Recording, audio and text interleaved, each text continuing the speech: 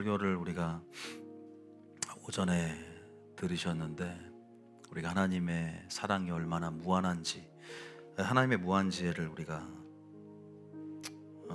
바라보면서 참 어떻게 보면 우리에게 위로가 되고 희망이 됩니다. 므낫세를 용서하시는 하나님, 사랑하시는 하나님, 죄를 향한 하나님의 마음. 그럼 우리가 분명히 죄에 대한 주님의 관점 또한 분명히 알아야 됩니다. 어렸을 때 애들을 키워보니까 애들이 정말로 열만 나도 또 우리는 다 사모님과 저만 서울에 있고 누가 도움 청할 사람이 없어요. 항상 보면. 그래서 남양주에 살 때, 그죠? 우리 애들을 키우는데 열이 이렇게 39도, 40도로 올라가면 겁이 나요, 항상.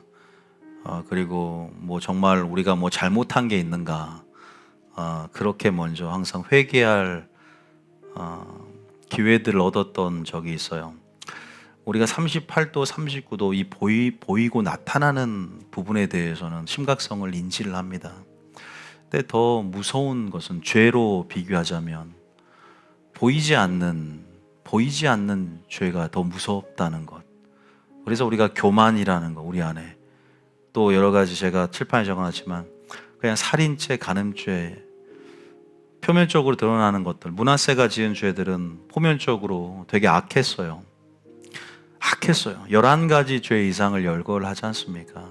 참 악했습니다.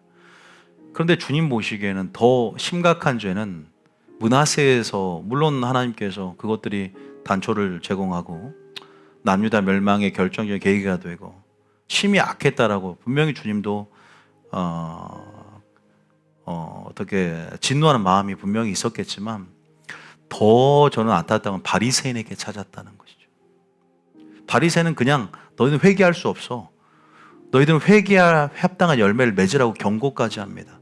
회개 못해요. 회개가 안 돼. 이미 양심의 화인 맞아 외식하고 거짓말하고 또 하나님 사랑이 그 속에 없음을. 근데 참 아이러니하게 영적 지도자였단 말이에요. 스스로 자부하고 있는 사람들, 구원의 안정감 속에서. 제가 칠판에 적어놨지만 스스로 깨트려지지 않는 의가 교만이거든요. 그 안정감 속에 자리를 잡은 그 영역이 있단 말이에요. 나는 교회 안에서 잘하고 있어, 나는 쟤들과 틀려. 비판의식이 크죠. 자신의 들보가 크다는 걸 보지 못하고 자신의 의가 마치 예수님의 의, 하나님의 의인 양 자기 교만에 빠져있죠. 자, 이거 얼마나 이 영적 무지가요. 그래서 이런 사람의 특징이 뭔지 아세요? 특징 말씀드릴까요? 이런 사람들에게 주님은 사랑하기 때문에 아까 그랬죠. 채찍을 말씀의 책망을, 말씀의 채찍을 줍니다. 그러니까 말씀이 검이 돼요. 불이 됩니다. 그래서 나의 말은 반석을 깨트리는 방망이 같이 아니야. 태우는 불과 같은 능력으로 딱 다가오잖아요. 그럼 영과 골수와 관절을 찔러 쪼갭니다. 숨어있는 그 죄를요, 빛 가운데 어둠을 드러내서 끄집어내요. 딱 그러면 이제 탄로가 납니다. 그러면 책망을 못 견뎌합니다. 반대로 지혜로운 사람은 어찌할 거라는 심령이 되어서 그 책망 앞에 회개합니다. 그게 참과 것이 나눠지는 거예요. 그게 나눠지는 거예요. 그래서 잠언 9장 8절에 뭐라고 하냐면, 잠언 9장 8절 이런 말이 있어요. 제가 읽어볼까요? 거만한 자를 책망하지 말라. 그가 너를 미워할까 두려우니라. 지혜 있는 자를 책망하라. 그가 너를 사랑하리라. 거만한 자들은 책망받을 때 귀를 닫고 눈을 닫습니다. 지혜 있는 자들은 책망하면 어찌할 거라는 심령이 만들어지고 회개에 합당한 열매를 맺어가는 거예요. 회개에 합당한 열매를. 그래서 여러분들이 하나님 말씀이 이렇게 비춰지는 것, 그 반응이 그거예요. 예수님이라는 하나님이 보내신 하나님의 뜻이 성도들 앞에 있을 때 바리새인들은 오히려 너희 속에 진리가 없으면 예수님을 죽이려 들었지만 책망을 했을 때도 그 책망을 달게 받는, 오히려 므낫세는 자신의 모든 죄를 뉘우치는, 회개해야 하는 심령이 그 안에 있었잖아요. 회개가 되지 않는 거야. 어떤 사람 회개가 되는 거야. 이게 분명히 나오잖아요. 책망 앞에 반응하는 것. 그러니까 스스로의 어리석음과 영적 무지를 증명하고 나는 염소라는 걸 증명하는 거예요. 지혜 있는 자는 그러잖아요. 사랑하는 자에게 책망하는 것. 그래서 자녀들도 부모가 책망할 때 거기에서 부모가 잘 되라는 주님의 엄마의 사랑, 부모님의 사랑을 깨달으면 바른 길로 갈 수 있는 거예요.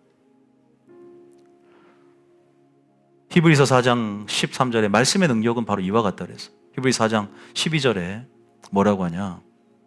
한번 읽어주실래요? 하나님의 말씀은 살아있고 활력이 있어 좌우의 날선 어떤 검보다도 예리하여 혼과 영과 및 관절과 골수를 찔러 쪼개기까지 하며 또 마음의 생각과 뜻을 판단하는. 완전히 분리시켜요. 혼의 생각과 영의 생각. 말씀은 그저 우리가 정말 떨어지지 않는 얼룩과 죄를 제거하는 데 있어서 진짜 완전히 그 세제와 같은 거예요. 분리되지 않을 것 같은데 말씀으로 드러낸다고, 어둠을. 그래서 죄를 회개하게 만들어요. 말씀의 능력은 성령의 계시와 조명 가운데 이 말씀이 빛이 되고 검이 될 때 레마로 된다고 그러죠. 이것이 음성이 들리는 거예요. 우리는 깨트려주고 무너뜨려주고 부서지는 경험들, 여기에 익숙해져야 된다. 끝까지 그 겸손을 잃어버리면 교만해져요. 그럼 망하는 거예요. 그럼 지옥 가는 거예요. 그러니까 제가 그랬죠. 오늘 교만해지면 여러분이 아무리 의를 행했더라도 아무 소용없다니까요. 아무 소용없어. 생명책 이름이 지워지는 거예요. 딱 기록되어 있다가 지워진다고. 흐려지거나 지워지지 않게 하라 그랬잖아요. 누군지 내가 범죄하면 그를 내 책에서 지워버리겠다 그랬잖아요. 하나님께서. 끝까지 이름이 지워지면 안 돼요. 우리가. 그럼 겸손이 그 방식이에요. 지혜가 그 방식이에요. 그래서 보이는 죄보다 더 무서운 것은 보이지 않는 숨은 죄들, 내 생각 속에 견고한 진을 트는 것들. 내 생각 속에 견고한 진, 어둠의 사각지대 안에서 견고한 진을 들고 마귀가 보이지 않게끔 역사한다. 이것은 언제 드러나냐? 빛을 비출 때 드러난다니까. 책망의 말씀을 전할 때, 공의의 말씀을 비출 때, 진짜 빛을 비출 때 탄로가 나는 거예요. 어떻게? 아까 읽었잖아. 잠언 9장 8절에. 아니요, 요한복음만 읽어도 바리새인들이 어떻게 예수님을 죽이려 하나님의 뜻 앞에서 반응하는지를 보면 돼. 내가 진리를 말함으로 나를 죽이려 하는도다. 진리 앞에 그들의 반응은, 그래서 선지자들을 죽이려 했던 모든 가인과 아벨, 이스마엘과 이삭, 바리새인과 예수님, 전부 의인을 죽이는 삶을 사는 거예요. 그것은 교회 안에서 시작됩니다. 마지막 때는 더해지는 거예요. 가짜들이 진짜를 죽이려 들 거예요.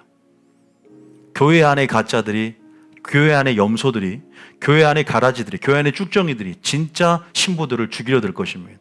참수할 것입니다. 그래서 여러분들이 누구의 하수인이 될 것인가 잘 선택하셔야 돼요. 여러분, 하나님의 관점에서 저는 지금 바리새인과 또 므낫세를 비교해 드렸고, 또 보이지 않는 내면, 양심, 왜 지옥의 판결을 피할 수 없다라고, 독사의 자식이라고 왜 그렇게 유기선언을 하셨는가? 바리새인들에게 끝까지 회개를 권면했지만 회개할 수 없는 상태. 그리고 진짜임을, 가짜임을 어떻게 증명했냐? 말씀 앞에, 진리 앞에 서보면 돼. 그래서 우리는 진리가 있는 교회는요, 쭉정이가 못 견디는 거예요. 못 듣는 거야.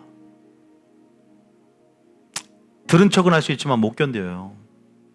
근데 모든 알곡이냐 쭉정이는 사람이 생각할 수 없는 것 같아. 므낫세도 쭉정이 같았잖아. 그래도 회개하고 들어오잖아요. 나는 주권을 하나님께 맡기면서, 또 하나님께서 누군가에서 기도하지 말라고 그러면, 왜? 내가 그를 이미 버렸다.